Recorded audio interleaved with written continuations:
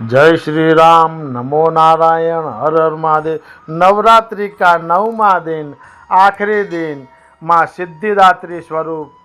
देवी पुराण के अनुसार माँ सिद्धिदात्री अपने भक्तों पर कृपा करती है और उन्हें सभी सिद्धियाँ प्रदान करती है। माँ की कृपा से ही भगवान शिव ने असीम शक्तियाँ प्राप्त की थी। तो आइए मैं आपको सुनाता हूँ माँ सिद्धिदात्री की एक अनोखी कथा को। नवरात्रि का त्यौहार हिंदू धर्म में 9 दिनों तक मनाया जाता है। इस त्यौहार में देवी दुर्गा के 9 रूपों की पूजा की जाती है, जिनमें से एक है सिद्धिदात्री अवतार। सिद्धि का अर्थ है शक्तियों का होना और दात्री का अर्थ है दाता विधाता, जो अलौकिक शक्तियों और पुरस्कार देती है। माँ सिद्धिदात्री को देवी पार्वती का 9वां स्वरूप माना गया है। माँ सिद्धिदात्री 4 भुजाओं वाली शक्तिशाली बलशाली है। माँ के दाहिने तरफ नीचे वाले हाथ में चक्र है और ऊपर वाले हाथ में गदा है। वहीं माँ के नीचे वाले हाथ में शंख और ऊपर वाले हाथ में कमल का फूल है, जिसे धारण कर माँ बहुत सुंदर लगती है। अपने यही अस्त्रों से माँ ने राक्षसों का वध किया है। माँ की सवारी सिंह है, जो कि माँ की परछाई की तरह उनके साथ चलता है और माँ कमल के फूल पर असित होती है। ऐसी भी मान्यता है कि जो भी भक्त माँ की सेवा पूरे विधि विधान से करता है, उस पर माँ की कृपा सदैव बनी रहती है।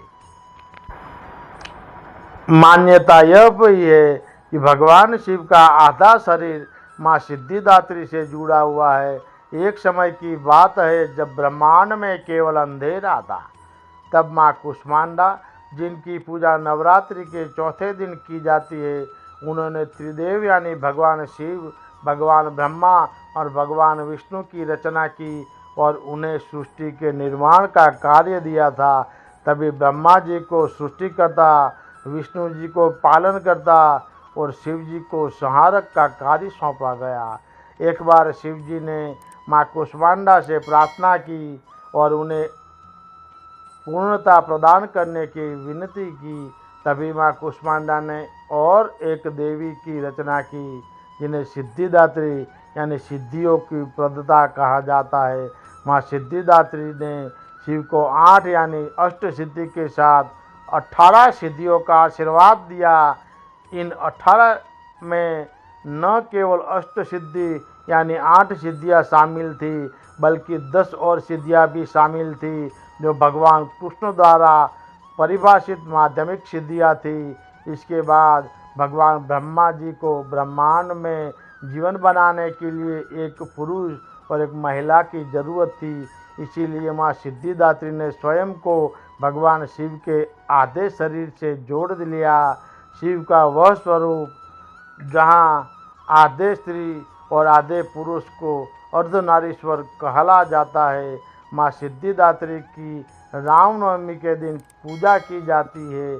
माँ सिद्धिदात्री की पूजा केवल मनुष्य ही नहीं करते, बल्कि देवता, गंधर्व, असुर, यक्ष और सिद्ध भी करते हैं। माँ की ऐसी अनेक कथाएं प्रचलित है, जहाँ पर माँ ने सिर्फ भक्तों और देवताओं को ही नहीं, बल्कि राक्षसों को भी मोक्ष दिया है। कहा जाता यह भी है कि सच्चे मन से माता का एक मंत्र का जाप किया जाता है तो माता शीघ्र ही प्रसन्न हो जाती है और समस्त मनोकामनाएं पूर्ण कर लेती है। ओम देवी सिद्धिदात्रे नमः, अर्थात ओमकार के समान मोक्ष प्रदान करने वाली और सभी को कई प्रकार की सिद्धियाँ देने वाली माता सिद्धिदात्री की कृपा हमेशा हम पर बनी रहे। हमें उन्हें बारंबार नमन और वंदन करते हैं। माँ की कृपा हम पर बनाए रखने के लिए हम लोगों को निरंतर माँ की सेवा करते रहना चाहिए और ऐसी कोई गलती नहीं करनी चाहिए जिससे माँ उनसे रूठ जाए। ऐसी भी मान्यता है कि जो भक्त माँ सिद्धिदात्री की पूर्ण निष्ठा से सेवा करेगा, उसे सभी सिद्धियाँ प्राप्त होगी। जय श्री राम। नमो नारायण। हर हर महादेव। 9 दिनों तक भगवान भोलेनाथ की कृपा से, भगवान विष्णु की कृपा से माता जी की अखंड आराधना करने वाले भक्तों को माता जी, जय माता जी, नमो नारायण, हर हर महादेव।